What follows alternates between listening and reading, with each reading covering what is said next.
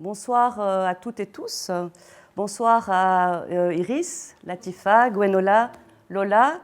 Bonsoir à l'équipe de Zine TV. Bonsoir à Flora et Cédric qui vont relayer vos questions ce soir. Alors pour commencer, veuillez nous excuser pour le report de la rencontre qui aurait dû avoir lieu le 25 février.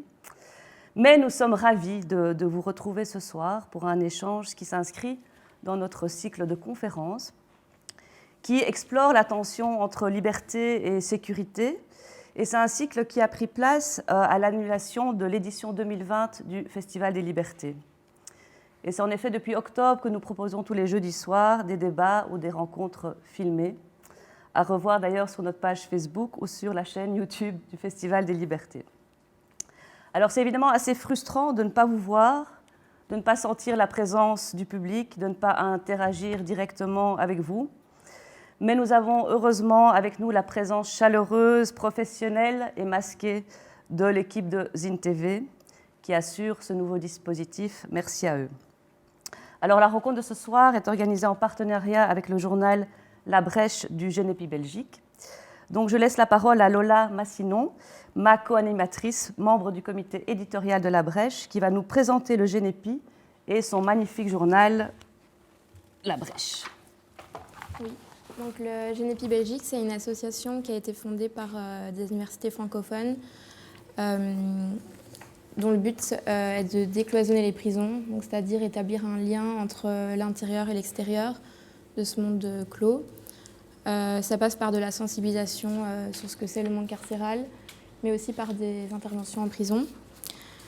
Et le journal La Brèche, c'est un journal qui a été créé par quelques personnes du Genepi. C'est un journal critique d'analyse du monde carcéral, mais qui se veut aussi passeur des voix qui sont souvent rendues silencieuses, donc les détenus et leurs proches notamment, dont on publie des témoignages. Et voilà.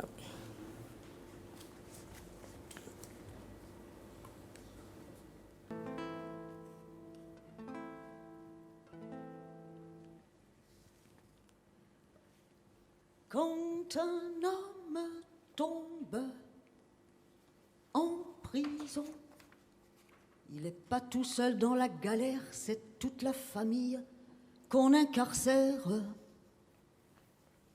Ce soir, je plaide coupable pour la femme irraisonnable qui n'écoute que sa passion et accompagne l'homme en prison. Elle se ronge de l'intérieur, celle qui reste à l'extérieur. Elle se ronge de l'intérieur, celle qui reste à l'extérieur. Quand un homme tombe en prison, il n'est pas tout seul dans la galère, c'est toute la famille qu'on incarcère. Ce soir, je plaide coupable pour la femme irraisonnable qui n'écoute que sa passion et accompagne l'homme en prison. Elle se ronge de l'intérieur, celle qui reste à l'extérieur. Elle se ronge de l'intérieur, celle qui reste à l'extérieur. Voilà, quand un homme tombe en prison, il n'est pas tout seul dans la galère, c'est toute la famille qu'on incarcère. Ce sont les mots de Annette. Peut-être que tu peux présenter en deux mots peut-être qui est Annette, quand même, par respect aussi. Annette, on peut voir son histoire dans le documentaire qui s'appelle « Enfermée mais vivant », où elle raconte son histoire d'amour à travers les barreaux. Et elle a écrit cette chanson qui s'appelle « Liberté », qu'on a publiée dans La Brèche, où elle raconte ça et le fait que même après la libération, la prison est jamais loin. Et voilà. On écoutera à la fin de la chanson, à la fin du débat. Ok, merci. Donc c'est bien de cela qu'on va parler ce soir, hein, de cette galère des familles. Depuis de nombreuses années, en fait, les associations de défense des droits humains et des droits des détenus dénoncent sans relâche la situation dans nos prisons et dénoncent l'adoption de politiques pénales qui accroissent les problèmes au lieu de les résoudre. Pas plus tard qu'hier, après de multiples interpellations depuis un an, un nouveau communiqué de presse de l'Observatoire international des prisons, co-signé notamment par Bruxelles Laïque, est sorti sur la situation explosive à la prison de Saint-Gilles, suite à des messages de détresse que nous avons reçus, comme celui-ci, je vous le lis. C'est le bordel total, plein de monde contaminé, plus de préaux, tout le monde à l'isolement. Les détenus positifs sont maintenus à l'isolement avec leurs co-détenus négatifs. Peu de surveillants, car en grève, puis beaucoup de maladies. Nous sommes livrés à nous-mêmes. Des bagarres éclatent, nous sommes à 2 doigts des émeutes. Alors c'est des messages qu'on reçoit sur la ligne info des prisons qu'on a mis en place au début du confinement avec la CLAC, la Ligue des droits humains et le GENEPI. Et donc, imaginons maintenant 2 secondes que ce soit un membre de notre famille qui vit de telles situations dans des lieux où les droits humains peinent à rentrer, ou en tout cas quand les droits humains rentrent, ils n'y restent pas très longtemps. Alors nous sommes très peu à penser aux ravages de l'incarcération sur l'entourage des détenus.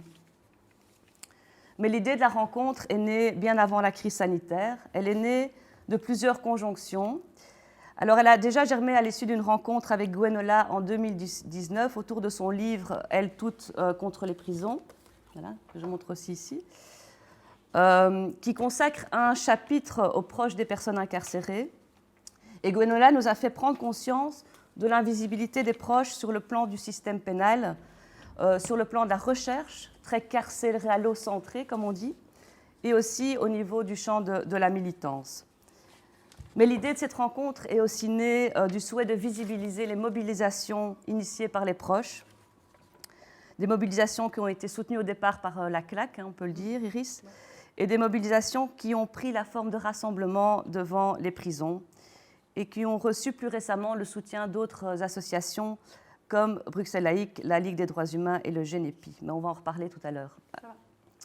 Alors ce soir, nous allons tenter de lever le voile sur cet angle mort des politiques pénales en essayant de comprendre comment la prison colonise le quotidien des personnes qui, quelque part, purgent des peines invisibles sans avoir été condamnées formellement par un juge.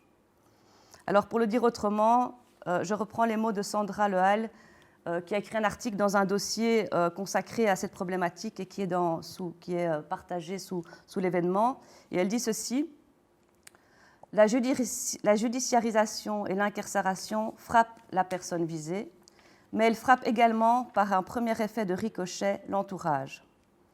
Des ricochets successifs vont par la suite éclabousser l'univers personnel, matériel, relationnel et social des proches, et ce de manière publique et privée, formelle et informelle, légale et politique. Et c'est donc une soirée en 2 parties qu'on va vous proposer. Une partie destinée à déconstruire ce phénomène d'invisibilité, à décrire et analyser les coûts sociaux immenses portés par l'entourage, et une seconde partie consacrée aux pistes perspectives proposées par les intervenantes de ce soir pour sortir de ce statut d'invisibilité et faire poids politiquement. Et donc, on va vous présenter notre super plateau. Peut-être, Lola, tu peux commencer à présenter Gwenola, qui est donc en visio de chez elle. Donc Gwenola Ricordo, elle est professeure assistante à l'Université de Californie, Chico. Quoi d'autre? Donc tu as vécu toi-même l'incarcération de proches, donc ça donne une dimension un peu auto-ethnographique à tes travaux. Mais tu as aussi fait des enquêtes de terrain basées sur des entretiens avec des proches et des détenus. Donc ça, c'est un livre publié en 2008 qui s'appelle « Les détenus et leurs proches, solidarité et sentiments à l'ombre des murs ». Il y a aussi le livre dont parlait Juliette, « Pour elles toutes, femmes contre la prison ». Et tu vas bientôt sortir un livre au mois de mai. Ouais, il y a un petit scoop là. Ouais. sur des textes pionniers de l'abolitionnisme pénal. Ça va, Gwenola? C'est bon. Oui, merci beaucoup pour cette présentation. Ok, alors on continue. Alors Iris, donc moi j'ai rencontré Iris Greven il y a quelques mois lors d'un rassemblement devant la prison de Leuven.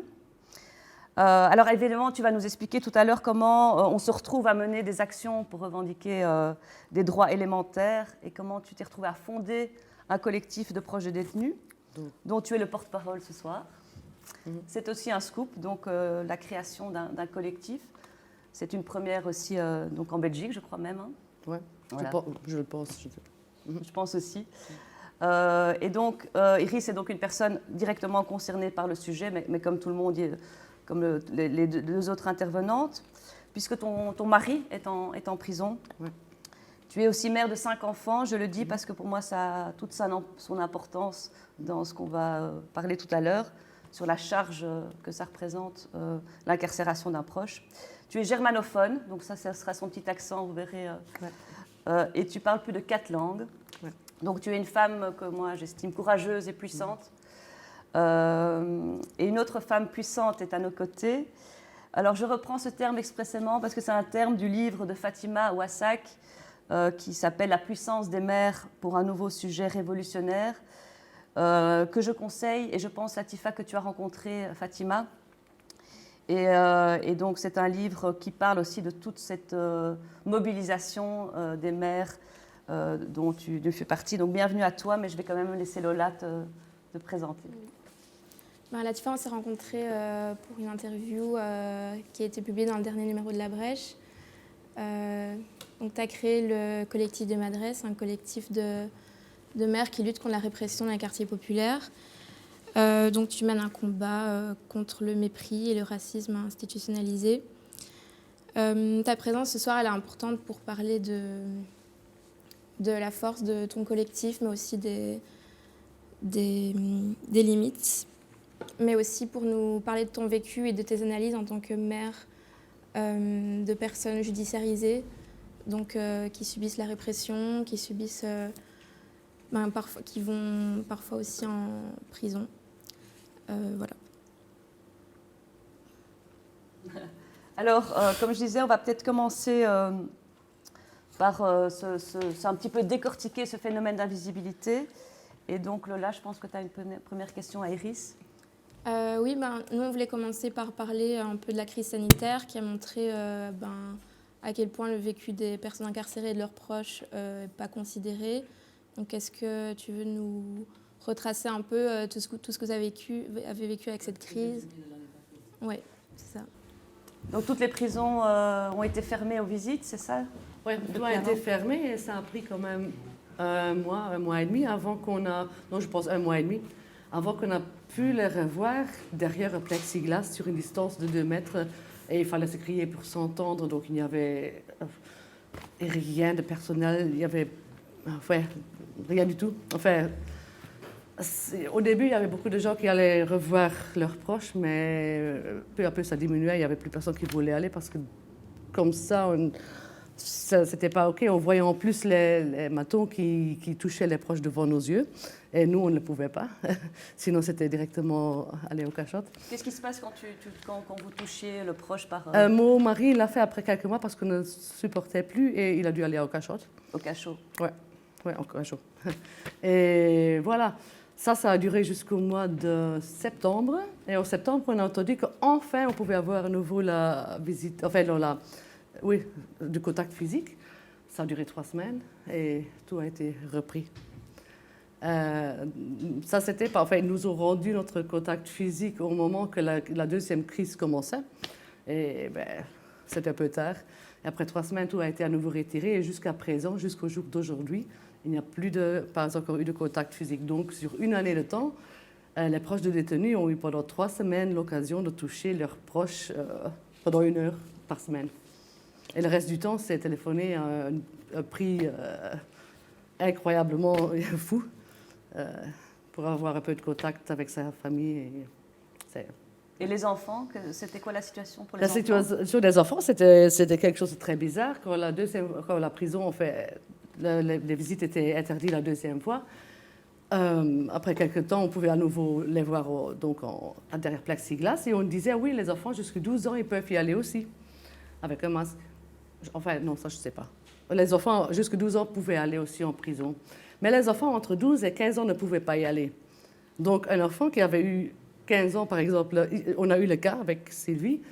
Son enfant, elle a eu samedi 12 ans et c'était interdit qu'elle va encore voir son papa. Donc, si elle aurait été le samedi avant, elle pouvait le voir et le samedi après, elle ne pouvait pas le voir. Mais où est-ce qu'elle est la logique? Pourquoi un enfant qui a un masque qui est à 2 mètres de distance de 13 ans vaut moins que l'enfant de 12 ans Enfin, ça, c'était quelque chose que je ne comprends pas du tout. Et qui m'a vraiment... Ouais, qui me fâche si j'y pense. Mais aussi, moi, je suis dans plusieurs groupes un peu aussi de proches sur Facebook, des groupes fermés, où c'est incroyable le fait que vous cherchez chaque fois des informations que vous n'obtenez pas. Non, peut-être pas. Donc vous passez votre temps en fait à L'ancien ministre de Justice, il répondait encore. Il m'a répondu personnellement, même par Messenger. C'était con, mais il répondait au moins. Mais le nouveau, il ne répond pas du tout. On doit vraiment prier, aller sur les genoux pour avoir un tout petit peu d'informations. Et si là, c'est vraiment, ouais, c'est peu. C'est ridicule. Et donc ça prend un temps fou. Il faut une fois essayer de faire le numéro du DGD. Vous le faites pendant 2 jours. Et DGD, si vous c'est la direction générale. Si vous avez la chance, après 2 jours, il y a peut-être un qui prend le téléphone et qui raccroche directement. Mais c'est vrai, il faut une fois essayer de le faire. Et est-ce que tu as été choqué, les autres, aussi de l'absence, je pense, de parole du gouvernement et de la ministre sur la J'ai parlé moi-même avec Weekend Born quand on a fait la manifestation. Mais je pensais plutôt à Wilmès. Ah non, là, on n'a rien... Non, on n'a jamais parlé de nous. Jamais? Non, jamais. On a parlé des hommes, on a parlé... Ce qui est normal, ils sont là aussi, mais on a parlé de tout, mais nous, on a jamais... Jusqu'au jour d'aujourd'hui, on n'a pas encore parlé de nous. Et donc voilà ce que Rhys vient nous raconter, mais en fait c'est grave, mais c'est pas très étonnant. C'est une sorte d'amplificateur des logiques qui sont à l'œuvre en temps normal, en fait.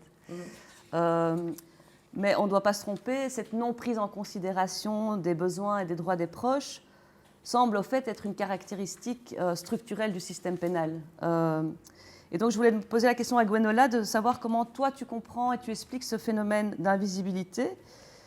Et quels sont, selon toi, quelques enjeux de ce phénomène? Alors, bonsoir. C'est vrai que moi, j'ai suivi la crise du coronavirus, de la pandémie, de loin, dans le sens que je n'ai pas de proches incarcérés actuellement. Alors après, c'est vrai que j'ai essayé d'en avoir quand même, d'en faire une sorte de suivi d'état des lieux et... Peut-être que ce que j'aimerais partager, parce que je suis basée aux États-Unis, avec un système carcéral qui est très différent de ce qu'on voit en Europe, mais qui souvent quand même nous donne des matières à réfléchir et peut-être aussi à anticiper certaines choses qui peuvent ensuite arriver en Europe. Et en tout cas, une réflexion que je voulais partager avec vous, c'est le fait que la pandémie a été aussi l'occasion de développer davantage l'accès, l'accès aux nouvelles technologies et que, par exemple, on a ici des services d'email, de vidéoconférence avec les prisonniers et, par exemple, on a eu droit à des minutes gratuites et donc chose qui est en fait, qui s'est accélérée avec la pandémie, on voit depuis de nombreuses années. Il faut savoir qu'aux États-Unis, en fait, ce qu'on appelle les visites sans contact, donc c'est-à-dire sans hygiaphone, sont des exceptions. C'est-à-dire que la règle, c'est celle de l'hygiaphone, voire même en fait de simplement la vidéoconférence, c'est-à-dire les proches se rendent à la prison pour avoir accès à un service de type Skype, pour avoir leur parloir. Et du coup, la pandémie, ça a été aussi l'occasion pour banaliser ce mode de communication entre les personnes détenues et leurs proches.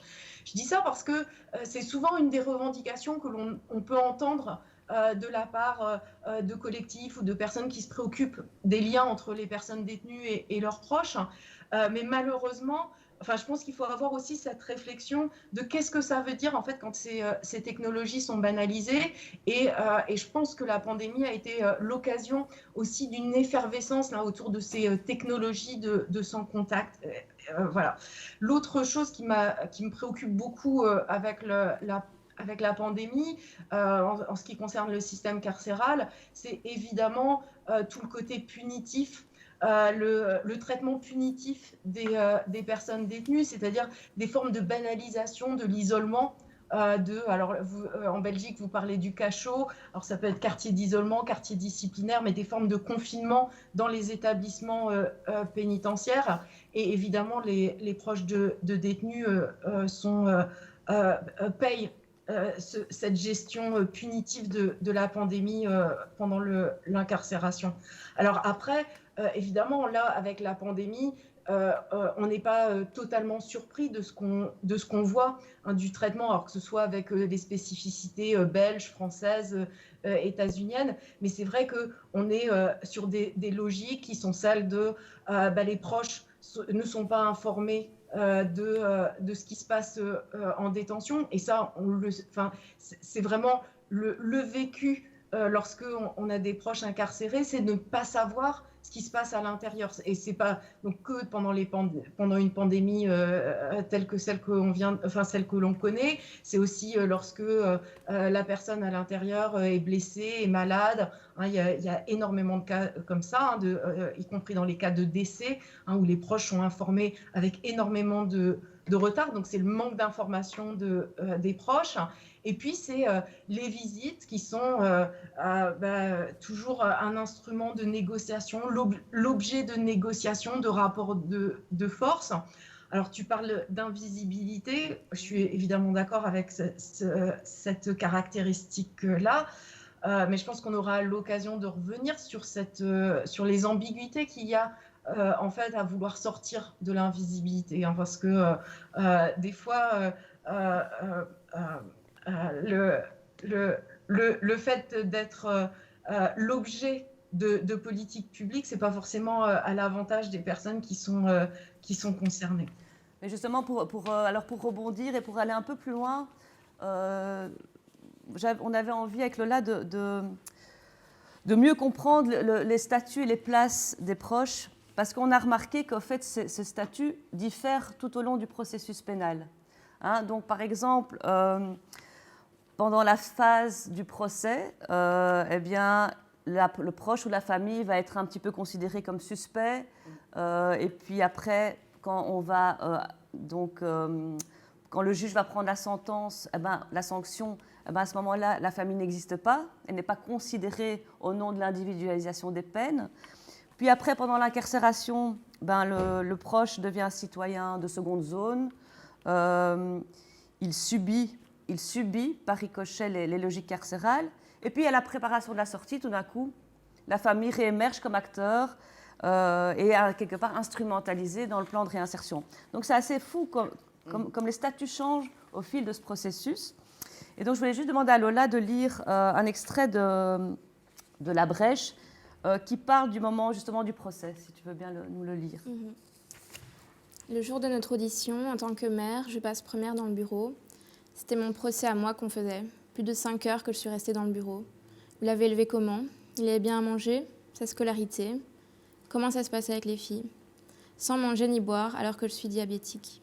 Il posait toutes ces questions pour essayer d'établir un profil psychologique. À un moment donné, je leur ai demandé pour aller aux toilettes. J'ai dû attendre la fin de mon audition. Ils m'ont accompagnée et ont attendu devant la porte. Quand on est auditionné par ces gens-là, c'est aussi inhumain qu'à la prison. Voilà, ça c'est un petit exemple de ce sentiment qu'on peut avoir d'être aussi mis en procès en tant que famille et proche. Donc je reviens quand même vers toi, Gwenola, avant de passer la parole aux autres. Donc peux-tu continuer à nous éclairer sur ces injonctions, ces statuts contradictoires au long du processus pénal et cette instrumentalisation des proches? Oui, alors merci pour la lecture de cet extrait, parce que je pense que c'est vraiment une très belle illustration de ce que disent les travaux sociologiques. Et voilà, mes travaux s'inscrivent dans un champ pas très large, mais je ne suis pas la seule à avoir mené des enquêtes sociologiques sur la question des proches. On peut citer les travaux de Caroline Toureau, il y a Megan Comfort qui a fait aussi un très beau travail aux États-Unis. Bref, on est pas mal et d'ailleurs des femmes sociologues, à avoir décrit en fait comment au cours de la judiciarisation d'une personne, les proches vont recevoir des injonctions qui sont effectivement très différentes et comment on va passer très souvent de ce sentiment en particulier pour les femmes, d'être aussi jugées au moment des procès. Alors c'est en particulier le cas lorsque on a affaire à des procès pour des faits les plus graves. Et donc on voit en particulier au moment des procès les mères et les compagnes être d'une certaine façon mises aussi en accusation. Alors c'est la figure de la mauvaise mère, hein, que par exemple beaucoup travaillé la sociologue française Colline Cardy, hein, comment les mères sont mises en accusation pour les faits commis par leurs enfants et en particulier leurs fils. Hein, donc c'est des mères qui manqueraient d'amour maternel, qui manqueraient de cadre. Et puis on voit aussi les compagnes être mises en accusation. Hein. Elles ne les aimeraient pas assez, elles ne seraient pas assez encadrantes, elles ne seraient pas là au moment où il le faudrait. Et donc les procès sont vécus de façon extrêmement dure par les proches, et en particulier par les femmes. Et puis on voit ensuite donc, cette forme de désintérêt qu'a le système pénal pour les proches durant la peine. Et puis c'est vrai, comme tu le disais, hein, il y a ce moment de la préparation de la sortie, de la réinsertion, où on demande à nouveau aux femmes, alors là, de changer de statut, de devenir des sortes de gages de réinsertion. Hein, et là, pareil, quand on voit les demandes et les décisions autour des remises en liberté, des aménagements de peine, hein, on va essayer on va avoir des expertises qui vont évaluer comment la femme est structurante, comment est l'entretien de son intérieur, hein, dans les visites domiciliaires. Est-ce que c'est une bonne épouse? Est-ce que c'est une mère qui va être structurante, encadrante pour le fils qui va sortir de prison? Et donc, c'est vrai qu'il y a ces différents moments de la judiciarisation et ces différentes attentes qui sont faites aux proches. Et puis, il y a quand même autre chose, je pense, qui est important à dire, c'est pendant l'incarcération, il y a effectivement une indifférence du système pénal aux proches, mais il y a aussi un enjeu, et qui est un enjeu de pouvoir de l'administration pénitentiaire, des surveillants de prison, sur les visites, hein, parce qu'ils savent qu'avec le lien familial, avec le lien avec les proches, hein, ils ont là un instrument important de pouvoir. Donc on voit que c'est aussi un enjeu de négociation. Hein. On voit les menaces qui vont être faites à la fois aux personnes détenues, mais aussi à leurs proches, hein, de bien se comporter au parloir, d'avoir l'attitude qui est attendue d'elles au parloir. Hein, parce qu'il y a cet enjeu, parce que lorsqu'on a un proche incarcéré, c'est le lien le plus précieux, hein, de garder son parloir, d'avoir accès à la communication, d'avoir évidemment peur que la personne soit envoyée au cachot ou à l'isolement parce que ça va réduire les liens. Et donc, il y a cet enjeu de pouvoir durant toute l'incarcération. Oui, totalement. Bon, on reviendra peut-être avec Iris qui pourra nous donner des exemples. Mais je voulais d'abord aussi te poser la question, Latifa, c'est par rapport à ces questions de stigmate, hein, et de statut. Moi, je t'ai entendu parler plusieurs fois du poids du stigmate qui te colle à la peau comme fondatrice du collectif des Madrés, de la difficulté aussi, en même temps, donc il y a le stigmate à être reconnue comme interlocutrice légitime au niveau des autorités, et aussi le rôle qu'on essaye parfois de vous faire prendre comme maire, de maintenir l'ordre dans les quartiers, etc. Et donc, cette histoire de statut qui diffère, eh bien, elle arrive bien avant la pénalisation. Elle arrive aussi dans le genre de combat que tu mènes dans les quartiers. Donc, est-ce que tu ressens ce stigmate? Comment est-ce que tu peux un peu nous l'expliquer? Oui. Oui, on est tout à fait... Je veux dire, en tant que mère qui a un enfant qui est incarcéré et tout ça, on est tout de suite stigmatisé. Donc, on est tout de suite regardé différemment via la société. Donc, on a tendance à se remettre en question notre éducation quand on voit le regard des gens vis-à-vis de notre façon d'éduquer. Et puis, ce qu'il faut savoir, c'est qu'on vit dans une politique de répression. Donc, quand tu vois un jeune qui passe du décrochage scolaire à la rue, de la rue à la case prison, c'est tout un phénomène social, c'est tout un fléau qui fait que beaucoup de jeunes qui sont en décrochage, ils se retrouvent dans la rue et s'accrochent à la délinquance. Et on a tout de suite tendance à nous stigmatiser en tant que mère qui n'éduque pas bien ses enfants, en tant que mère qui ne fait pas attention à ses enfants. Et je vais dire, nous, comment on reçoit ces sentiments. On a beaucoup de frustration, on a beaucoup de tristesse, on a difficile. Le regard de la société joue un impact psychologique énorme. Et c'est toujours dur de passer des étapes comme celle-ci. L'incarcération d'un enfant, je crois que c'est quelque chose de très difficile à subir, je veux dire, au niveau psychologique et même au niveau familial, c'est tout le pilier qui est mis en cause. Et au niveau psychologique, c'est énorme. Parce que c'est comme si tu fais face à un deuil. Je veux dire, ton enfant qui va en prison, c'est tout le mécanisme de la famille qui change. Tu dois vraiment t'organiser pour voir comment... Ça on va en reparler d'ailleurs tout à l'heure, vraiment plus précisément. C'est tout un changement au niveau familial oui. Et l'impact psychologique au niveau de la mère, elle est énorme. Mais quand Fatima Ouassak, dans son livre, elle dit à un moment donné que quelque part on demande aux mères d'être un peu dans le contrôle des jeunes. Tu vois, elle dit, on nous demande un peu de maintenir, d'avoir ce rôle de maintenir l'ordre. Et elle dit, mais moi, je n'ai pas envie comme mère d'avoir ce rôle-là. Tu ressens ça aussi un peu? Oui, je ressens ça aussi. Parce que je veux dire, nos enfants, on sait comment on les a éduqués. Je veux dire, il y a une confiance, il y a un lien entre mère et son enfant.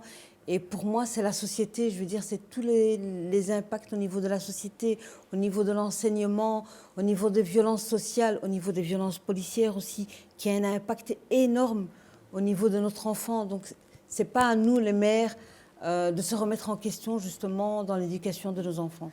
Oui, et là, justement, on pourrait parler justement de survisibilité, de la responsabilité, effectivement, des familles et des mères. Ça, c'est... Peut-être, Lola, tu peux... Toi, Iris, est-ce que tu veux aussi nous parler de comment tu es considérée par l'institution pénitentiaire en tant que femme de détenue? Enfin, tu nous avais parlé un peu de... On est traité comme... vraiment pas humain. On se sent un criminel aussi. Et ouais, on n'est pas bien traité comme proche détenu. Tu nous avais parlé aussi à un moment de un peu ton rôle, je pense, quand il pouvait avoir des sorties pénitentiaires. Mon mari il a eu la chance qu'il est maintenant sur semi-liberté. Donc, il vient tous les 2 week-ends à la maison. Mais pour réussir cela, ce n'est pas l'avocat, ce n'est pas la prison, non. Je vous jure, c'est seulement moi qui ai su le réaliser parce qu'il y avait la crise sanitaire, tout était bloqué, tout était fermé. J'ai fait tout ce qui était possible pour pouvoir réaliser des vidéoconférences avec un centre psychologique, avec une formation qui pouvait suivre, mais il n'y avait aucun dans la prison qui a eu... Maintenant encore, tout est bloqué. Il y a toute la réinsertion qui est bloquée pour tous les détenus en Belgique. Donc, si un détenu n'a pas la chance d'avoir une femme comme moi qui n'arrête pas de se battre, ça ne se bouge pas, ça reste calé. Et maintenant, moi, j'ai la chance que... Oui, lui, il est sorti maintenant en plein milieu de la crise. Il est sorti depuis fin janvier. Enfin, tous les 2 semaines qu'il sort. Enfin, non, tous les jours, mais tous les 2 semaines, il est chez moi. Mais si moi, je n'aurais pas fait cela, il serait encore tout là.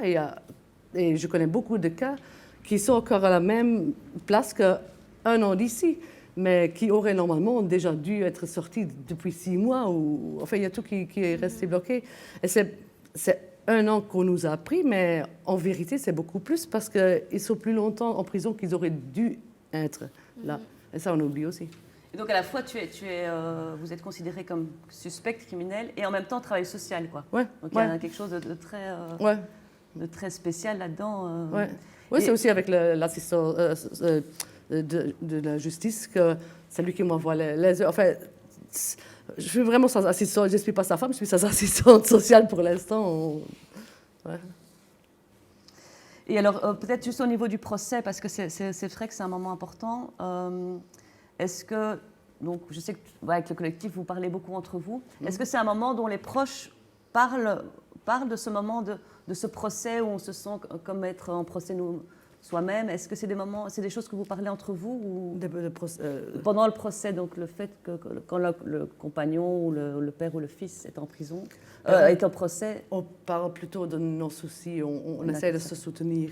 On n'est pas non plus là pour demander qu'est-ce qui a fait l'autre. On parle pas on est juste vraiment là pour nous soutenir et on demande qu'est-ce qu'on peut faire pour réaliser ça ou pour réaliser ça. On essaie d'aider. C'est plus dans le présent et dans le futur. Ouais. Il y a beaucoup de gens dans le collectif, mais je ne sais de aucun qu'est-ce qu'il a fait. Ça m'intéresse pas, ça me regarde pas.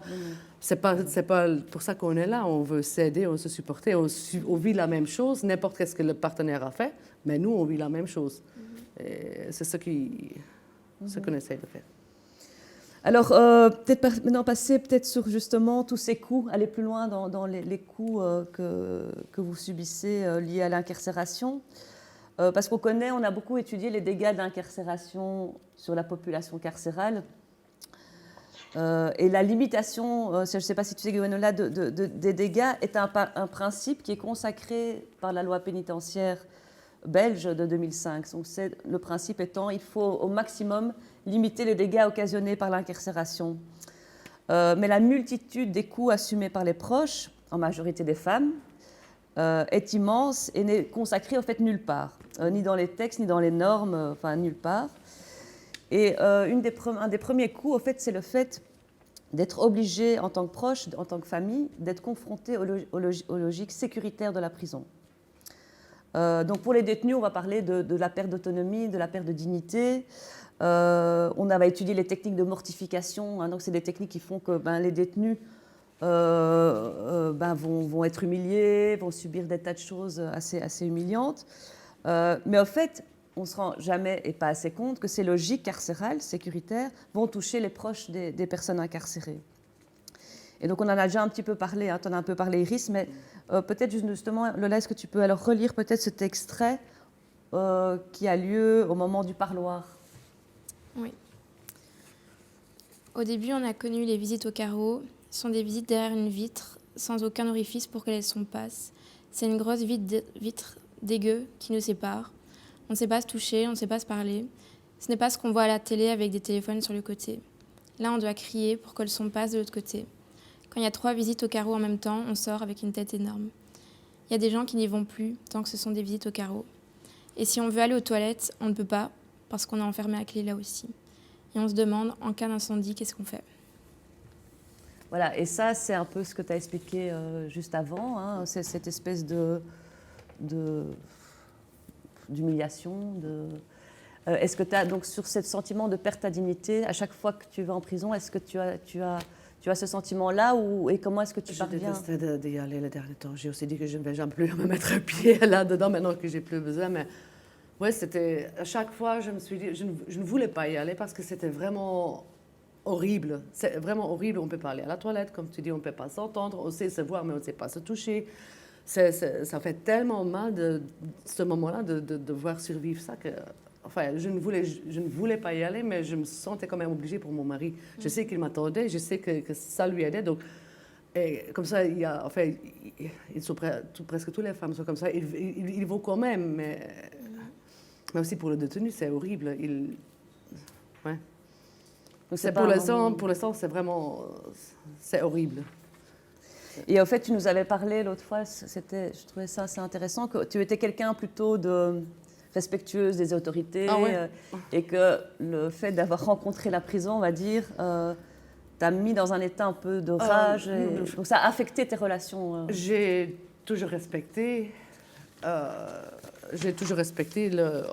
justice, etc. Je la respecte toujours, mais j'ai créé sur un an de temps une certaine haine sur ce système-là, parce ce qu'ils m'ont fait, et pas moi seulement, à toutes les femmes de détenus, à tous les proches de détenus, c'est inhumain et c'est vraiment dégoûtant. Et j'ai créé une haine en moi que j'ai jamais su de pouvoir développer comme être humain contre un autre être humain. Tu ne veux pas savoir qu'est-ce que je leur souhaite. Je ne sais pas le dire parce qu'on va me prendre avec, mais je leur souhaite vraiment Et c'est assez contradictoire parce qu'on met des gens en prison normalement pour... Non, ce qu'ils nous ont fait, c'est réinsérer, vraiment mais au fait, c'est la ça- torture. C'est plus punir quelqu'un, c'est la torture. C'est même ça, c'est encore trop sage pour le dire.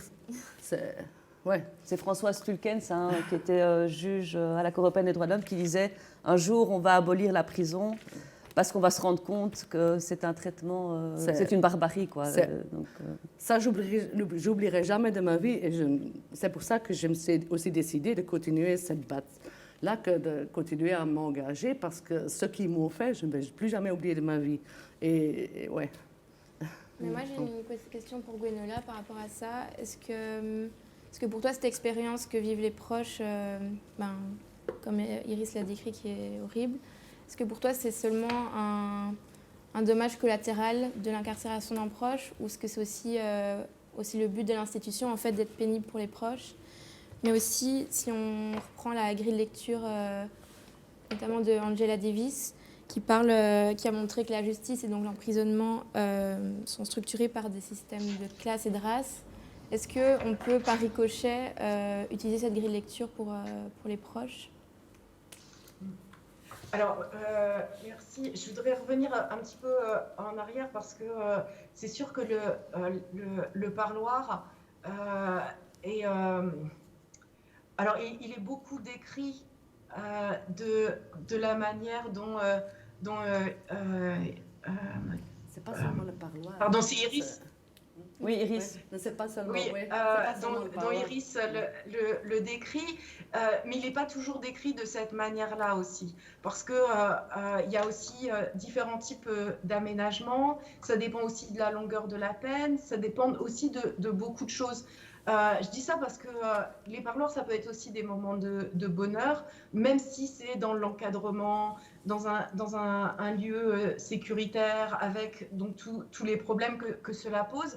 Mais en fait, il y a quand même des expériences des parloirs, et je pense que c'est important aussi de le souligner. Je dis ça parce que l'expérience de l'incarcération, elle est aussi liée à différents types de ressources que l'on a individuellement et collectivement. Après, il est vrai que ça a des coûts d'avoir un proche incarcéré, et pas que des coûts financiers, c'est des coûts matériels, c'est des coûts émotionnels, c'est ce que vous avez évoqué, tout ce travail du care, ce travail émotionnel qui est en particulier demandé aux femmes, parce que dans une société patriarcale, c'est aussi ce qu'on attend des femmes, hein, d'être présentes, de passer les coups de téléphone, de s'occuper de tout ce travail domestique habituel qui devient un travail domestique par intermittence et à distance. Donc effectivement, il y a tous ces coûts-là. Mais je voudrais aussi faire une autre remarque, parce que c'est sur quelque chose qui me tient beaucoup à cœur, c'est que lorsqu'on parle des effets de l'incarcération sur les proches, et très souvent, on parle des effets négatifs de l'incarcération sur les enfants de personnes détenues.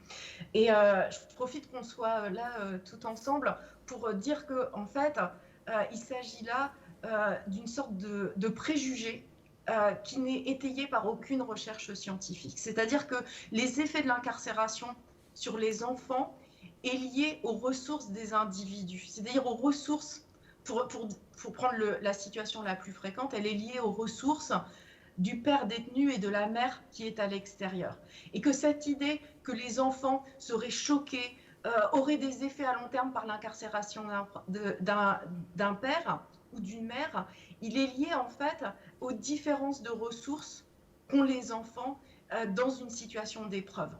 Et c'est exactement les mêmes discours et résultats scientifiques que l'on a par exemple autour des effets des divorces. Les divorces en soi n'ont pas un effet négatif sur les enfants, ça dépend de la manière dont les parents vont faire vivre cette épreuve à leurs enfants. Oui, mais tu peux pas peux pas nier non plus le caractère un peu traumatisant de l'institution comme prison. Je veux dire, il y a aussi le cadre prison qui doit avoir, j'imagine, un effet, non? Je ne dis pas que c'est un moment qui est nul et sans effet, quoique, en fait, encore une fois, on a beaucoup plus de travaux aux États-Unis qu'en France, mais en fait, c'est toute chose égale par ailleurs. Et en fait, j'insiste sur ça parce qu'il y a beaucoup de culpabilité de la part en particulier des mères qui emmènent les enfants au parloir, la culpabilité des parents d'une façon générale, comme quoi ça aurait un effet en soi. Et, et je dis ça, et je sais qu'on aura l'occasion d'y revenir, parce que en fait, il y a tout un secteur qui s'appuie sur une pathologisation des enfants de détenus, avec cette idée que les enfants de détenus seraient forcément traumatisés par l'incarcération de leurs parents. En fait, non, pas forcément. Ça dépend en fait de beaucoup d'autres choses, et notamment des ressources matérielles, des ressources financières et des ressources émotionnelles qu'ont les parents qui sont confrontés à l'incarcération, et de la façon dont ils vont pouvoir dire et soutenir l'enfant qui est confronté à cette épreuve. En fait, ce qui me tient à cœur dans tout ça, c'est de dire que, en fait, il y a certes l'expérience de l'incarcération et il y a l'institution, mais il y a surtout les différences de ressources que l'on a pour surmonter cette épreuve. Et que, évidemment, que la plupart des gens qui sont confrontés à la prison sont des personnes qui ont peu de ressources. Et que c'est pour ça que la prison a aussi cet impact si particulier sur certaines catégories de la population. Je dis ça parce qu'il y a évidemment derrière un enjeu politique, et du coup j'anticipais là un peu sur la réponse à la question de Lola, que effectivement, effectivement la prison n'est pas destinée simplement aux personnes qui sont à l'intérieur. Elle est destinée à des communautés entières, à des catégories de la population. Et que du coup, ça c'est une analyse qui est, à mon sens, extrêmement importante lorsqu'on réfléchit à comment on va s'organiser politiquement. Est-ce qu'on s'organise en soutien aux prisonniers? Est-ce qu'on s'organise en tant que proche de détenus? Ou est-ce que on essaie d'avoir une perspective politique plus large en partant de cette question de quels sont les effets de la prison sur nos vies, qui sont les cibles des politiques pénales, qui sont les cibles de la prison. Peut-être justement, oui, par rapport à Latifa sur cette question de justice de classe. Oui, est-ce que Gwenola, elle explique là, est-ce que ça fait écho à toi, ton expérience, Latifa? Donc l'idée, au fait, que comme elle parle, beaucoup de choses vont dépendre des ressources qu'on a. Et les inégalités qu'on voit par rapport, par exemple, la répression qui est plus forte dans les quartiers populaires, la pénalisation de certaines catégories de personnes et pas d'autres, c'est quelque chose que toi, j'imagine, On constate bien que dans l'incarcération, je veux dire dans les prisons, c'est souvent des personnes issues d'immigration. Tu vois bien que c'est souvent soit des adultes, des jeunes ici, je veux dire des Africains, bien des Maghrébins. Donc tu constates qu'il y a déjà un problème au niveau de discrimination, un problème de racisme. Je veux dire, c'est tout l'impact au niveau déjà de l'enseignement primaire, où on oriente des jeunes dans l'enseignement spécialisé, où il y a un problème de discrimination, où on a tendance à croire que les parents ne sont pas capables de suivre les enfants à l'école. C'est tout le système au niveau de l'enseignement qui fait que ça joue un impact au niveau des jeunes. Et la plupart, ils sont en décrochage, ne vont plus à l'école, donc se relient à la rue et se relient à leur quartier, où chaque jeune joue un sort de personnage fictif où il se sent valorisé dans la rue aux yeux de la société, où il se sent un homme. Mais tout ça, ça joue énormément. C'est ça qui fait que la plupart des jeunes, je veux dire, on a tendance à faire un petit délit et puis paf, il est orienté vers l'IPPJ. On ne fonctionne pas avec des projets, des objectifs bien précis pour faire comprendre aux jeunes qu'il faut l'outiller, l'aider pour pouvoir trouver son identité, pour pouvoir se prendre en main et être un adulte responsable. Nous, on ne fonctionne qu'avec la répression. Donc c'est l'IPPJ, de l'IPPJ, on les prépare pour la prison. Mais c'est ça, mais c'est une répression et une pénalisation qui touche, je crois qu'il faut vraiment qu'on insiste là-dessus, sur certaines catégories de personnes.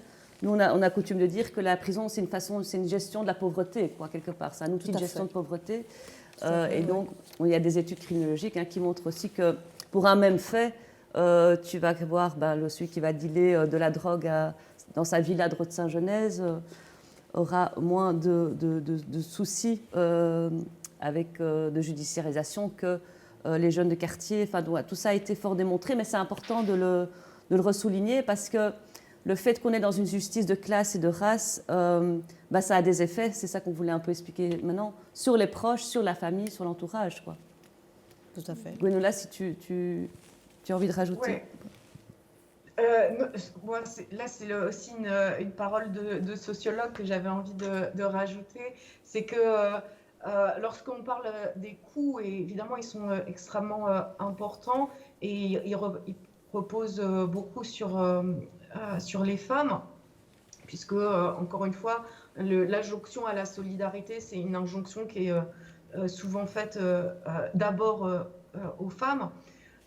Mais ce qu'on observe aussi, et je pense qui est important peut-être aussi à prendre en considération lorsqu'on réfléchit politiquement ce qu'on peut faire de cette expérience d'avoir des proches judiciarisés, c'est qu'on observe aussi que l'incarcération, la judiciarisation, c'est l'occasion pour certaines femmes aussi d'être dans des formes davantage d'autonomie. C'est-à-dire que lorsqu'on voit les parcours de vie de femmes qui ont eu des proches incarcérés, elles peuvent aussi associer le moment de l'incarcération à un moment où elles vont rentrer sur le marché du travail par des formes d'obligation. Elles vont apprendre à conduire, elles vont davantage se déplacer et à être autonomes. Et du coup, je dis ça parce que vraiment ce qu'il y a... Une de mes préoccupations, c'est en fait toutes ces représentations que l'on a autour des femmes qui ont des proches incarcérés ou qui sont judiciarisées. On nous dépeint beaucoup dans des formes de dépendance. D'ailleurs, on emploie avec beaucoup de facilité l'expression femme de détenu. Moi, c'est une expression que je déteste. On est femme de détenu, mère de détenu.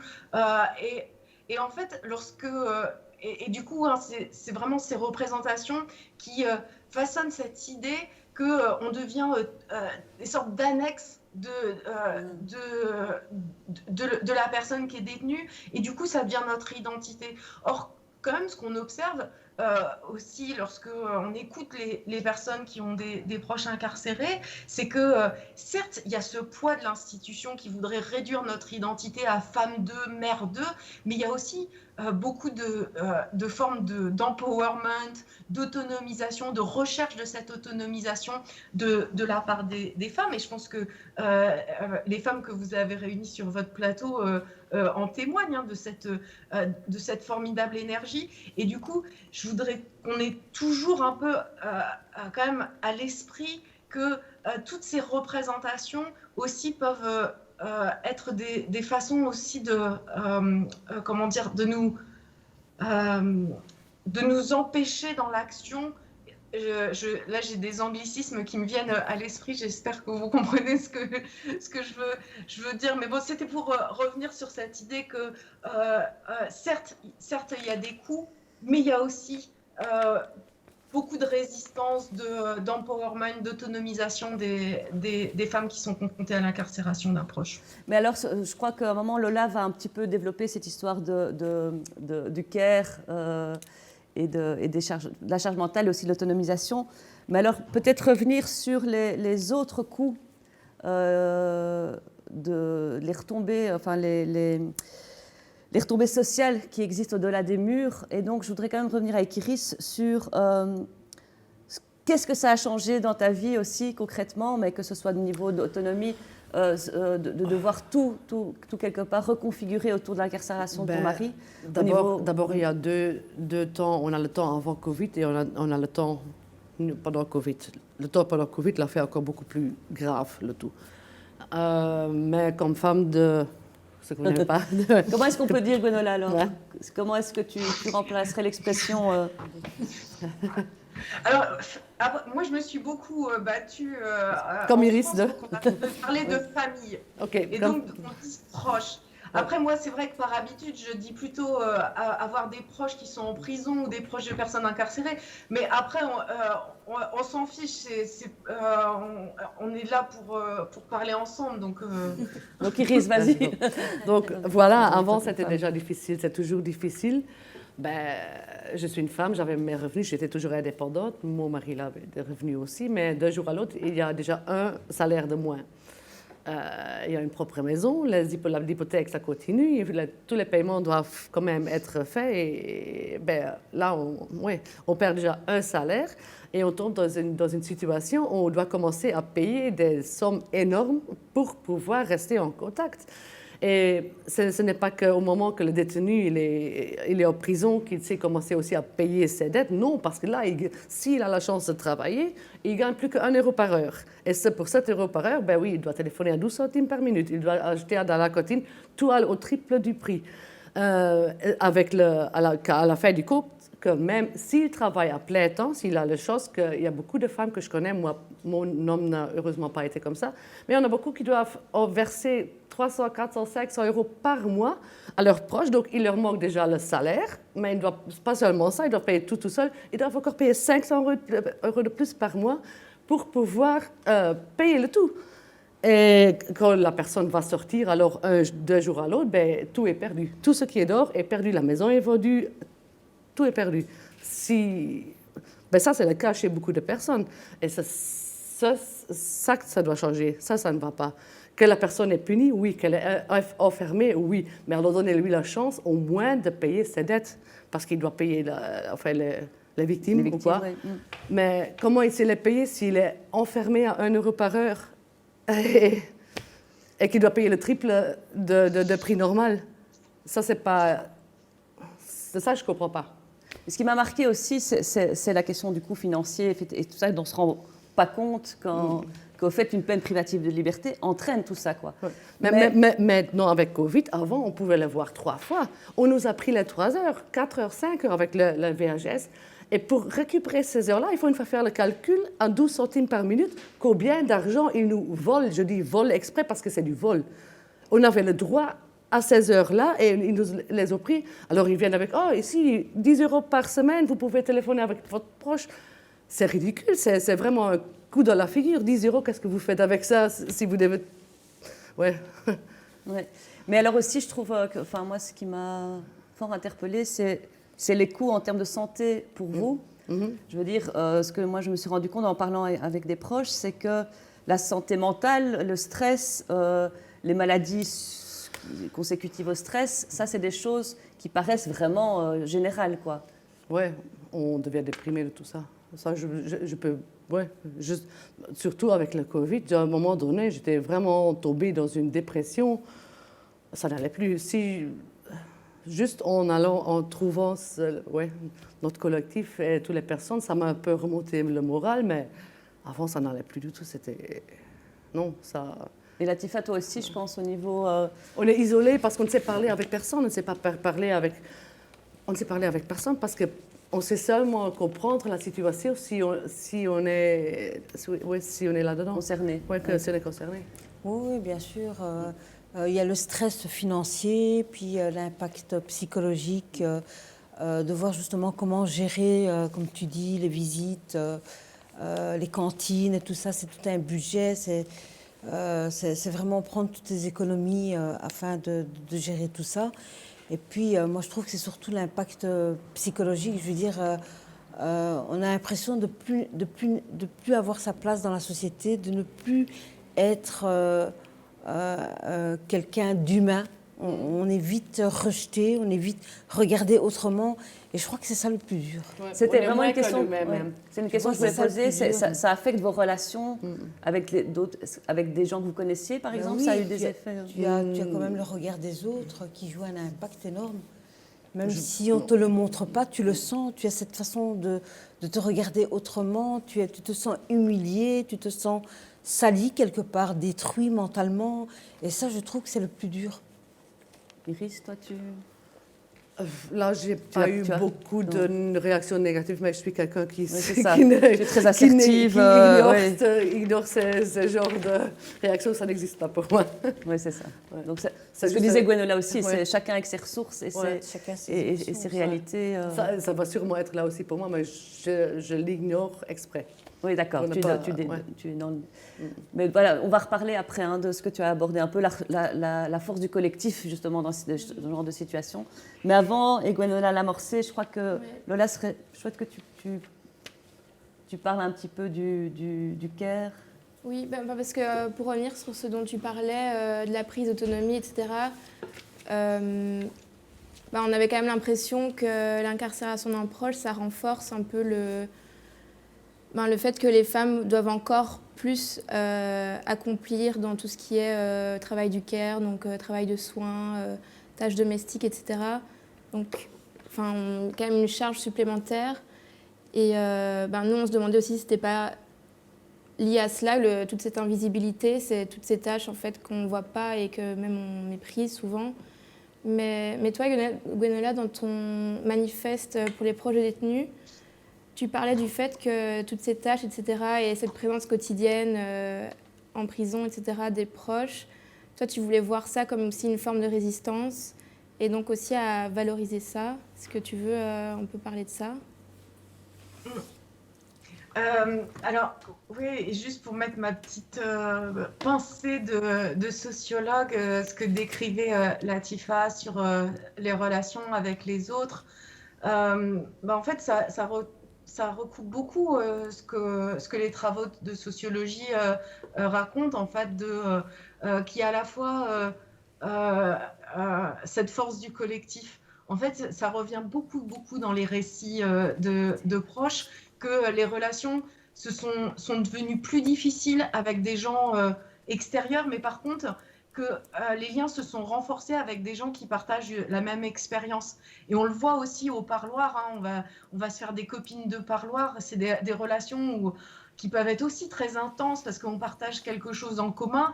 Et puis c'est aussi des fois des relations qui ne durent pas tellement, qui ne durent pas au-delà de l'incarcération ou de cette expérience commune. Et du coup, les proches décrivent beaucoup cette sorte d'ambiguïté, hein, à la fois d'isolement social et puis de relations qui se sont plus renforcées avec des proches. Mais du coup, Lola, ta question, elle était sur le care et sur l'invisibilité, s'il y avait un rapport, oui. Et évidemment, je pense qu'on est là aussi dans une question qui est liée à l'organisation du système patriarcal et du coup à cette injonction à la solidarité donc, qui est faite aux femmes. Et donc aussi, plus large, au-delà simplement du système pénal, aussi dans les lieux de lutte, des formes d'invisibilité, voire de mépris, parce que ça rejoint aussi des formes de division sexuelle du travail politique. C'est-à-dire que lorsqu'on regarde aussi ce que font les militants et les militantes, en fait, ce n'est pas exactement les mêmes tâches. Et qu'on attend, y compris dans les cercles militants, plus que les femmes soient dans des formes de solidarité, qu'elles produisent du travail émotionnel.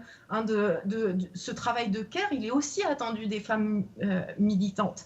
Et du coup, il y a des formes de non-reconnaissance de ce travail-là, hein, que le travail de solidarité émotionnelle serait moins important que des formes de solidarité politique qui s'exprimeraient par exemple dans des tracts, dans des interventions à la radio. Et puis, il y a à mon sens quelque chose qui est aussi extrêmement marquant dans les approches politiques que l'on peut avoir de la question des proches, c'est qu'il est beaucoup demandé aux proches de témoigner à la première personne, de dire leur expérience, hein, et on a des formes d'assignation à ce rôle de témoignage. Il est attendu de nous de raconter l'histoire de nos malheurs, entre guillemets. Et là encore, c'est la question de la division sexuelle du travail militant qui se joue dans les mobilisations autour des prisons, où on va voir très souvent des femmes qui sont assignées à ce rôle-là, de venir raconter à la fois ce qui se passe à l'intérieur, et puis y compris leur malheur en tant que proches, et puis des hommes qui vont être davantage dans des positions d'analyse, de production politique autour de la question des prisons. Et du coup, c'est pour ça que je fais de la solidarité, du travail émotionnel, une question politique extrêmement importante pour politiser la question des proches de détenus. Parce que c'est fortement dévalorisé dans les mobilisations autour de la prison. Hein, les femmes sont celles qui portent les messages, qui font sortir des messages, qui racontent ce qui se passe à l'intérieur. Et donc, je pense que c'est important de rappeler la valeur du travail émotionnel et de la solidarité, évidemment en portant un point de vue féministe sur ce travail-là. Eh bien, je vais t'arrêter parce que l'heure tourne, mais c'est intéressant ce que tu dis parce que donc, dans les retours qu'on a du public, il y a énormément de signes de solidarité pour Iris et Latifa, donc des gens que vous connaissez, donc il y a un soutien comme ça, hein, émotionnel, comme dit solidarité, qui est vraiment là jusqu'à ce soir. C'est le lire par après. Oui, bien sûr. Oui, tu verras. Il y a des positifs, seulement les positifs. Oui, vous êtes bien entourés, effectivement. Donc malheureusement, je vois que l'heure tourne, donc je vais poser juste une question et après on doit passer à la partie 2, qui est quand même assez importante parce que c'est toute la question de la politisation et du collectif. Tu m'excuses Lola pour d'avoir coupé sur lequel. Donc je vais poser une question qui en reprend d'autres. C'est par rapport à ce qu'a dit Gwenola sur la question des technologies. Donc Samy demande que Gwenola précise ce qu'elle veut dire par banalisation des technologies dans la com entre proches et personnes incarcérées. Alors, c'est-à-dire que classiquement, on avait des parloirs, des visites, et donc le fait de pouvoir être en présence entre personnes détenues et visiteurs, et que, alors, c'est beaucoup plus avancé en Amérique du Nord. Il y a de plus en plus de l'utilisation de technologies comme qui serait l'équivalent de Skype, hein, donc de la vidéoconférence, des formes de vidéoconférence, la possibilité d'envoyer des emails, et que tout ça peut paraître être une avancée dans un premier temps, mais ce que je vois aux États-Unis, c'est le fait que le développement de ces technologies va de pair avec la fin des parloirs classiques tels qu'on les connaît. C'est-à-dire que ce n'est pas quelque chose qui s'ajoute, c'est quelque chose qui vient remplacer, et c'est ça qui m'inquiète. Et ça, je crois que c'est vraiment quelque chose d'important par rapport à vous et ton collectif. On a eu aussi 20 minutes de vidéoconférence, mais on a peur que quand les visites reprennent, qu'on va diminuer ça des visites. Mais ça, c'est un combat à mener. Les 20 minutes, c'est rien du tout. Ouais. C'est vraiment un des combats à garder en tête. En tout cas, merci pour cette attention, parce que c'est vrai que les États-Unis sont malheureusement souvent avant-gardistes sur des choses un peu compliquées. Alors, bon, on va passer à la deuxième partie, comme annoncé. Donc là, on va essayer de voir comment les proches peuvent être considérés non plus comme des citoyens de seconde zone. Je ne sais pas si tu comprends l'expression. Donc, c'est des voilà, invisibles, mais comme sujet politique vraiment à part entière. Une des façons d'y arriver, c'est de passer de l'action individuelle à l'action collective. Et donc, on va un peu voir quelle est la force du collectif, ses enjeux, mais aussi ses limites ou ses pièges dans un système aussi oppressif que le système répressif ou que le système pénal. Alors, ce qui est intéressant ici sur le plateau, c'est qu'on a des expériences longues et différentes du collectif. Je crois que Gwenola a pratiqué, connaît la question des collectifs depuis longtemps, Latifa moyennement. Enfin, depuis le collectif Madré a été créé quand en 2018. En 2018, donc pas si longtemps. Et là, on a une expérience toute naissante, vraiment avec Iris. Donc, on est dans des configurations assez différentes. Et donc... peut-être d'abord Iris, est-ce que tu peux un peu nous expliquer comment ça a été créé ce collectif, comment vous avez commencé les rassemblements et peut-être l'histoire du psy. Ça, c'est ce que je me demandais. Alors je raconte comment ça a commencé pour moi. Comme j'ai dit tantôt, j'étais vraiment devenue dépressive de toute la situation. Ça n'allait plus du tout. Et au mois d'avril ou mai, je ne sais plus exactement. Non, c'était au mois de fin juillet. J'ai été à la prison de Hasselt. J'ai eu l'occasion d'avoir une conversation avec le psychologue de la prison et une autre femme du CAW, je ne sais pas comment ça s'appelle ici en Wallonie, et mon mari, pour voir quelle démarche était à faire pour qu'il puisse avoir sa semi-libération, etc. Et à un moment donné, il y a le psychologue qui me regarde et il me dit « Mais madame, je vois vraiment que ça ne va pas du tout avec vous et vous êtes déprimée, ça ne va pas. J'ai dit non, non, ça ne va pas. Ben écoutez, il y a des groupes et il faut les chercher sur l'Internet, vous allez les trouver où vous pouvez parler et ça va vous aider si vous parlez avec quelqu'un là-dessus. Vraiment, ça va vous aider. Ben ok, la même soirée, j'ai commencé à chercher, d'abord en allemand, je ne trouvais pas. En flamand, je ne trouvais pas non plus ces groupes-là. Enfin, ils voulaient avoir des groupes comme des AA, c'est ça qu'ils voulaient. C'est ça tu vois, mais alors j'ai commencé à chercher en français et j'ai trouvé La Claque. Et, ben, Donc La Claque qui est à Gwenola, le collectif anticarcéral que tu connais. Ben, une semaine plus tard, il y avait des articles dans les journaux de moi, j'étais passée au TV et on a commencé à manifester. Et le psychologue qui voit mon mari, mais ta femme, qu'est-ce qu'elle fait là? Ben, elle a dû chercher un groupe, elle a trouvé ce groupe. Ouais. Il ne va plus jamais dire à quelqu'un de chercher un groupe. Mais qu'est-ce que ça a fait pour toi justement de passer de ce moment où tu étais un peu seule, déprimée, Ça m'a aidé énormément. J'avais enfin l'impression de changer quelque chose. Je n'ai pas changé grand-chose, mais j'avais l'impression au moins de changer quelque chose. Ou j'avais l'impression d'essayer de changer quelque chose. Oui. Même si ça n'a pas vraiment réussi, mais ça m'a aidé énormément. Et je sais, j'ai rencontré des superbes proches de détenus aussi, on a fait beaucoup de manifestations ensemble. J'ai rencontré des autres, enfin les personnes de la Claque. J'ai rencontré autant de personnes et ouais, ça m'a énormément aidé. Depuis, je ne suis plus si dépressive. J'ai à nouveau l'envie de me battre et de... Intéressant. Ouais. Et vous avez des revendications aussi, enfin, Oui, on veut changer plein de choses. Je ne les connais maintenant pas par cœur, mais en gros, c'est que le tout doit changer. Le soin médical, il est catastrophique. Ça doit changer. On aimerait bien être considéré quand il y a des choses qui sont réfléchies, quand il y a des changements. Oui, d'être concerté, c'est ça que tu dis. Oui. Ça. Que les visites sont de retour directement, que la réinsertion continue, comme tout est bloqué pour l'instant. Et en fait, tous les malheurs qui sont à cause de Covid, que ça arrête. Et c'est pour tout cela qu'on se bat et qu'on va même en rue, qu'on va même manifester. Et si ça ne change pas, on va recommencer à manifester, je suppose. Donc. Enfin, j'imagine que le collectif, il est destiné à rester après le Covid. C'est parce que les problèmes sont quand même structurels. Oui, c'est les problèmes qui ne sont pas seulement pour le Covid, parce que les soins médicaux, ils étaient déjà avant catastrophiques. Si on voit quelques prisons où il n'y a même pas de toilettes, des choses comme ça en cellule. Donc il y a beaucoup de choses à changer et le but du collectif, il est pour faire des changements à long terme, pas seulement maintenant. Maintenant, c'est important, mais on veut faire des changements à long terme, mais on n'arrêtera pas avant qu'on ait écouté. Et maintenant, on a notre nom, notre logo, et on commence à nous connaître. Et voilà. Et toi, là, tu vois, est-ce que tu peux aussi nous raconter comment tu t'es mobilisée politiquement à partir de ta situation de mère, comment ça a débuté, mais aussi, j'ai l'impression toute la charge que c'est aussi pour toi de lutter depuis plusieurs années déjà. Mon collectif, il s'est créé en 2018 durant la toute première interpellation citoyenne qui est la parole démocratique du citoyen. Moi, je me suis toujours intéressée à la réinsertion des jeunes, IPPJ et prison.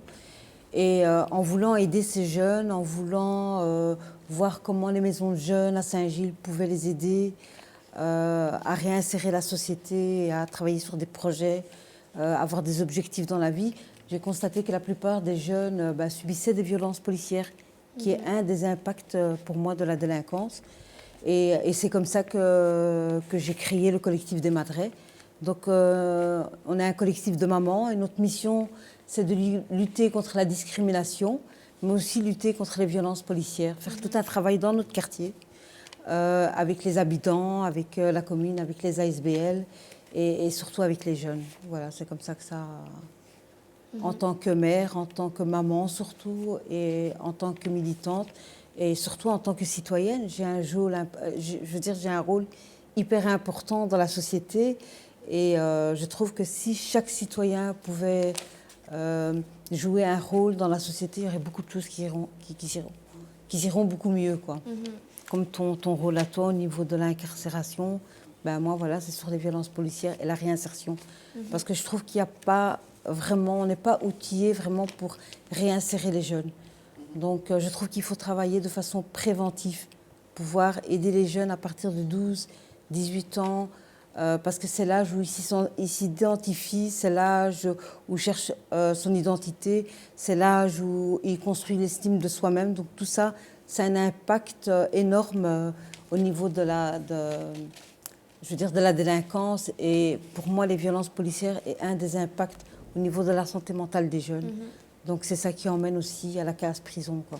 Oui, mais tu parles de réinsertion de prévention, de formation aussi, mais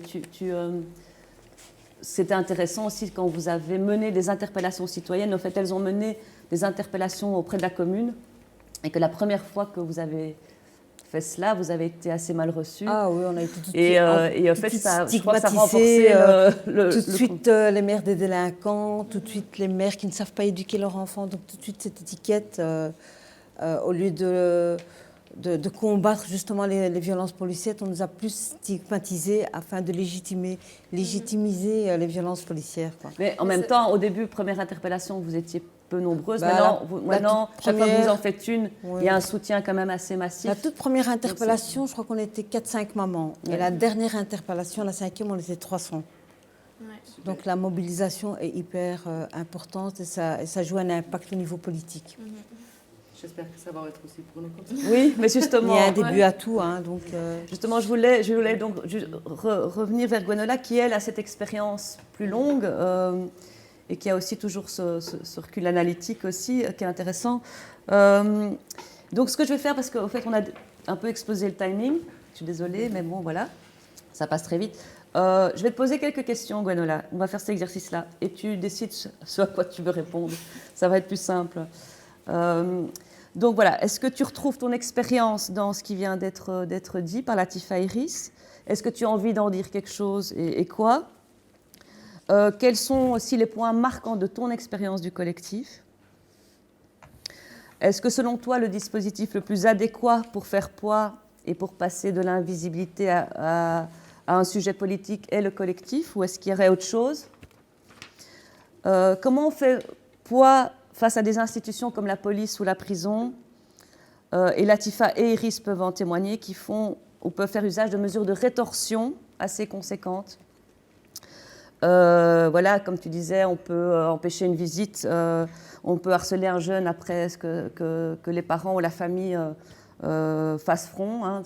Latifa, je pense que tu as eu des expériences assez douloureuses là-dessus. Donc voilà, ça c'est mes premières questions. Et ensuite, je voudrais quand même revenir avec toi sur un article que tu as écrit sur le syndicat des prisonniers en France et aux États-Unis avec Joël Charby.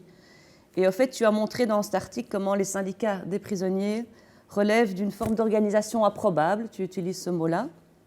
Et dans la conclusion de votre article, vous dites « Si les organisations que les proches de détenus ont parfois constituées sont fragiles et plus précaires encore que les syndicats de prisonniers, ces organisations improbables sont trop souvent pensées comme dénuées de potentiel de mobilisation. » Donc je voudrais juste que tu reviennes sur cette notion d'organisation improbable, parce que ça peut intéresser les récents collectifs, et sur le caractère fragile mais prometteuse de ces organisations.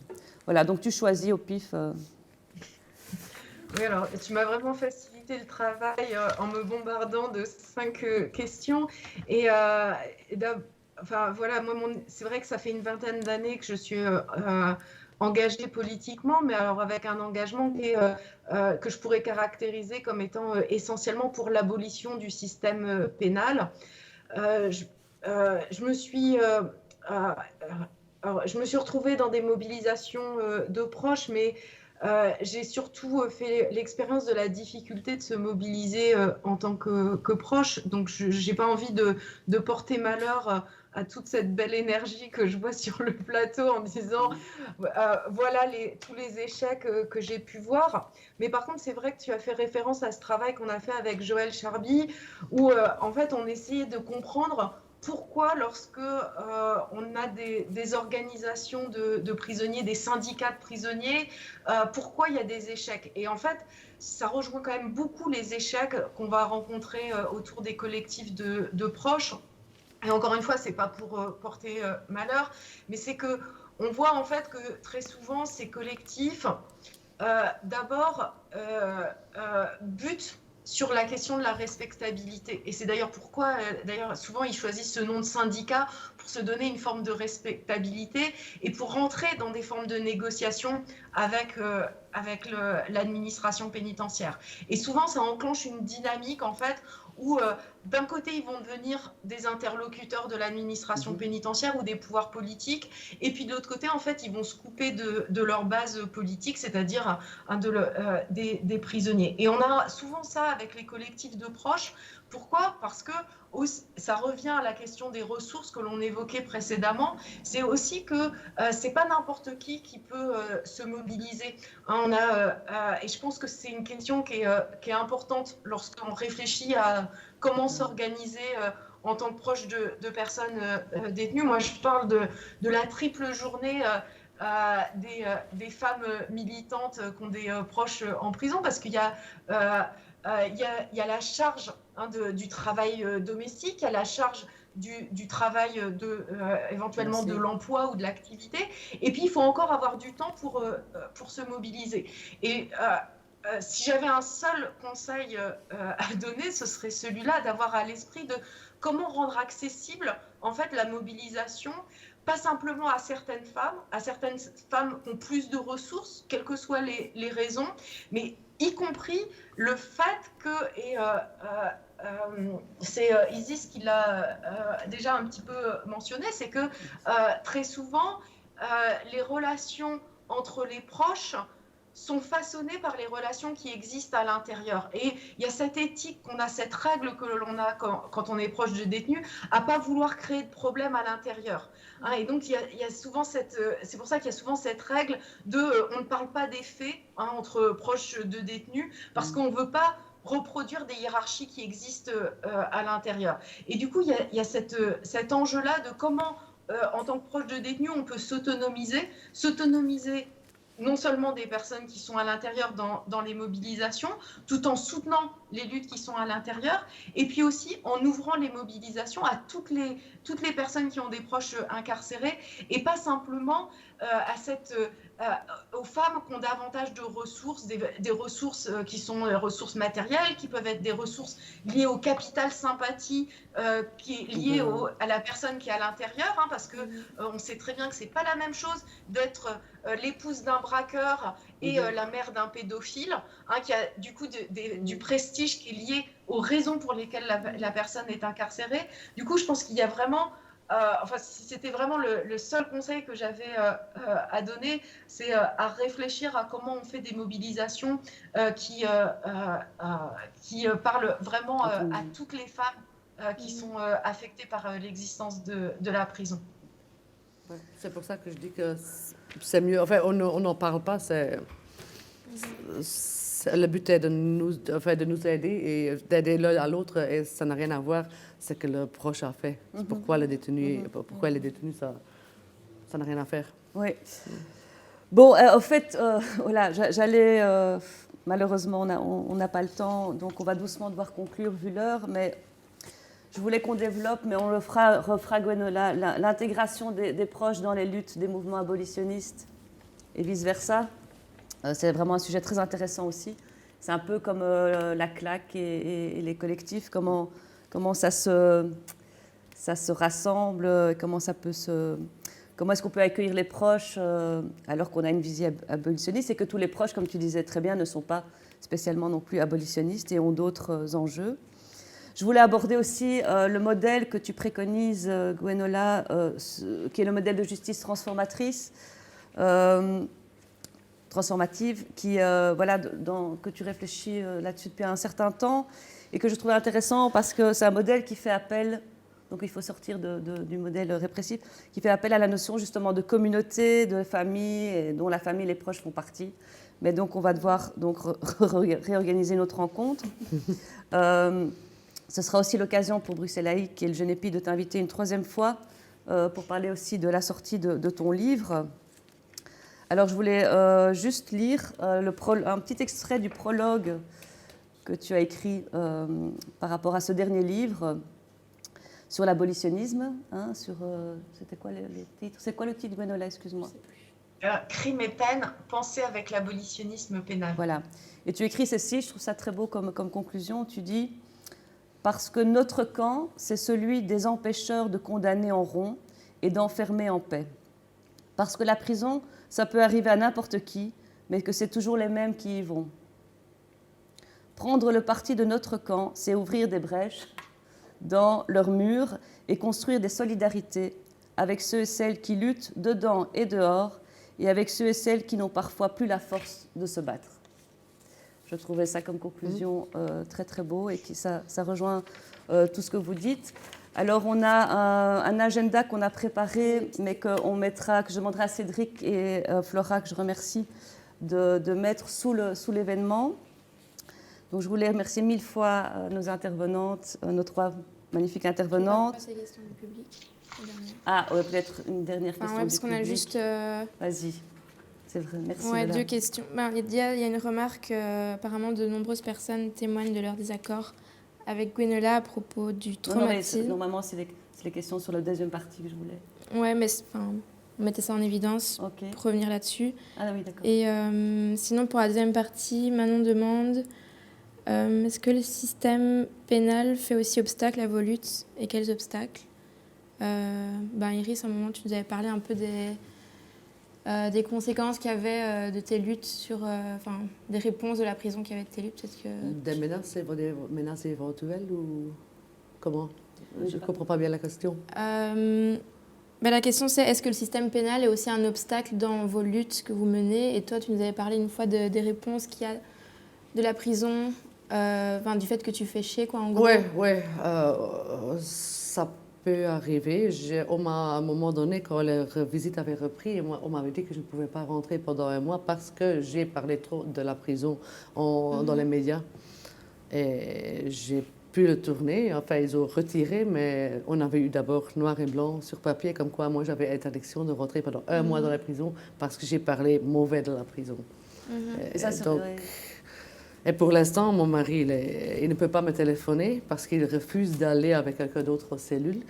Pourquoi? Parce qu'il n'y a pas de place, il doit dormir par terre et il ne veut pas perdre sa formation, donc il va de lui-même au cachot. Depuis 5 semaines, il est au cachot, avec 24/24 la lumière, la porte qui s'ouvre tous les 15 minutes. Et quand il veut me téléphoner le week-end qu'il ne peut pas venir, ils disent si tu veux téléphoner ta femme, tu n'as qu'à aller chez l'autre dans la cellule et sinon tu ne peux pas lui téléphoner. Donc c'est aussi un genre de... Donc, ouais. Mais il faut rester fort et ne se pas laisser faire. C'est vrai que ça, on va pas le faire de débat, mais devenir sujet politique, sortir de l'invisibilité, c'est un coup, quoi. Latifa, je crois que tu l'as vécu aussi fort Il y a toujours des représailles. Voilà, une c'est fois ça. que ça, c'est un risque que l'on prend, mais bon, pour faire changer la société, il faut prendre des risques. Tout à fait d'accord, c'est aussi une belle conclusion là-dessus. Donc voilà, merci beaucoup. Merci à mes collègues aussi, Flora, Cédric, Olivier. Et alors un spécial merci à Zine TV d'avoir assuré tout ce cycle. Alors merci à Sarah, Nicolas, Alain, Valentin, Nikam, Maxime, Thomas. Et nous vous quittons avec Annette et sa chanson Liberté. Et Gwenola, à très bientôt du coup. Merci.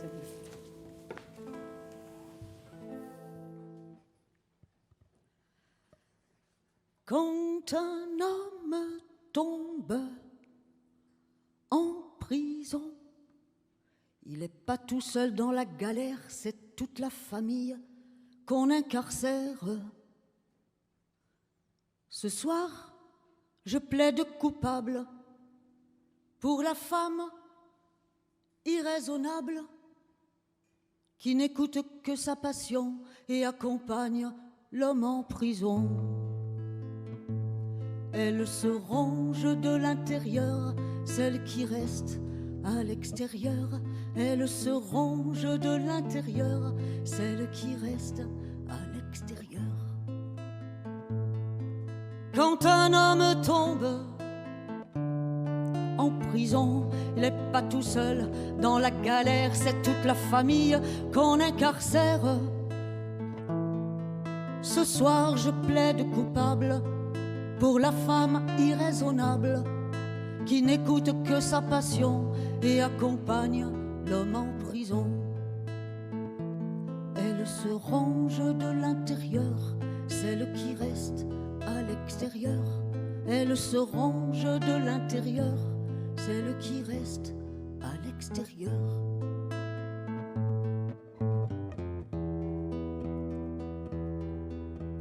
Assise à un bar, devant un café noir, une femme surprend un souvenir flottant à la surface de sa tasse. Café brûlant, souvenir tout autant. C'était il était une fois, un homme prisonnier depuis tant d'années. Un jour, un grand jour, il fut libéré. Elle alla le chercher à la tombée du jour.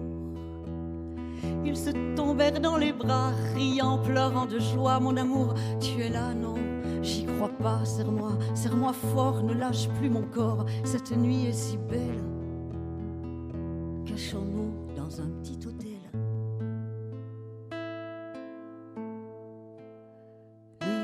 Liberté, il s'y était jeté sur ce lit tendu, à leur corps éperdu.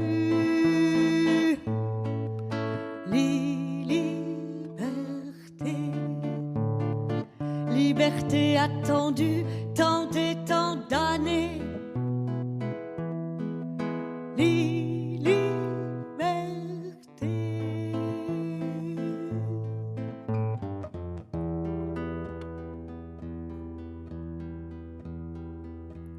Assise en terrasse, devant son kawa, la femme revoit l'hôtel sur la place. Ce lit qui les cueillit, ébloui, ébahi de ne pas être mort, d'être ensemble encore. Cette nuit de liesse leur rendait le droit de baiser sans qu'une loi n'interdise leur caresse. Mais ils furent surpris par tant de manque au creux du lit qui ne les lâchait point. La prison n'était pas assez loin. Liberté, il s'y était jeté sur ce lit tendu, à leur corps éperdu. Liberté, liberté attendue, tant et tant d'années.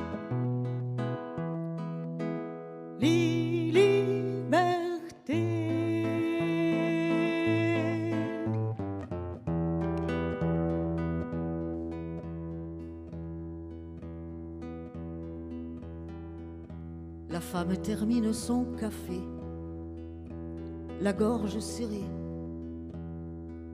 Tant de manque les trains, la prison ne sera jamais assez loin. Trop d'hommes, trop de femmes, trop longtemps séparés, ça fait combien d'âmes désemparées. Tous les deux, c'est du bol, ils en sont sortis. Le prix de ces années folles est affiché dans un cri. Le cri qu'elle entend, enfermé mais vivant, le cri condamné à perpétuité. Le cri qu'elle entend, enfermé mais vivant, le cri condamné à perpétuité. Quand un homme tombe n'est pas tout seul dans la galère, c'est toute la famille qu'on incarcère. Ce soir, je plaide coupable pour la femme irraisonnable qui n'écoute que sa passion et accompagne l'homme en prison. Elle se ronge de l'intérieur, celle qui reste à l'extérieur. Elle se ronge de l'intérieur, celle qui reste à l'extérieur.